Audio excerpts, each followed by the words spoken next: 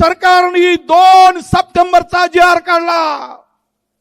तो जी.आर. वाचाल तर हे कुठले नाचे आणि सोंगे आहेत, सोंगे आहेत की पोंगे आहेत हे तुमच्या लक्षात येईल. अरे 200-374 जातीवर एका जरांगेच्या भरोशावर तुम्ही निवडून आलात. तुम्ही सांगत होतात माझा डीएनए ओबीसी आहे.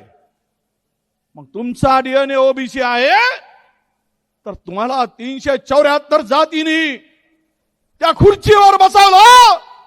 त्यांचा विसर तुम्हाला कसा पडला?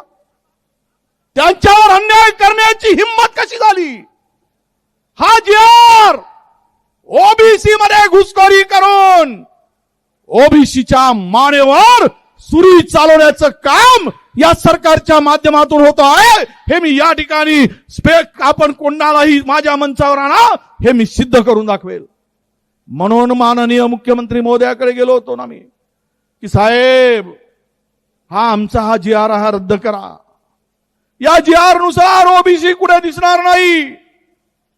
जेवढ्या रिक्रुटमेंट होत आहेत तुम्हाला सांगतो मान्यवरांनो, विदर्भामध्ये जेवढ्या जागा भरल्या जात आहेत त्यातील ओबीसीच्या सर्व जागा या मराठवाडा आणि पश्चिम महाराष्ट्रातील मराठा समाजाने घेतलेले ओबीसी प्रमाणपत्र आहेत त्यांची निवड होत आहे. स्थानिक एकही इथे नोकरीवर लागत नाहीये. काल परवा मुंबई नागपूर कॉर्पोरेशन मध्ये भरती झाली. एकही माणूस, एकही नोकरी विदर्भातल्या माणसाला मिळाली नाही. आमच्याकडे जेवढे कृषी सहाय्यक आलेत माहिती काढा, जिल्ह्यात तालुक्यात एकही माणूस आपला नाही. नोकऱ्या संपवून टाकल्या जात आहेत आणि मोठ्या समाजाला हे सर्व आरक्षण दिलं जात आहे.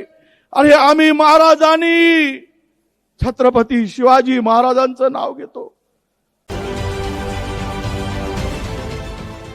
देश विदेशातील प्रत्येक घडामोडींचे लाईव्ह अपडेट मिळवण्यासाठी आता साम टीव्हीच्या सर्व सोशल मीडिया प्लॅटफॉर्मला लाईक, फॉलो आणि सबस्क्राईब करा. तसंच सर्व नोटिफिकेशनसाठी बेल आयकॉन प्रेस करायला विसरू नका.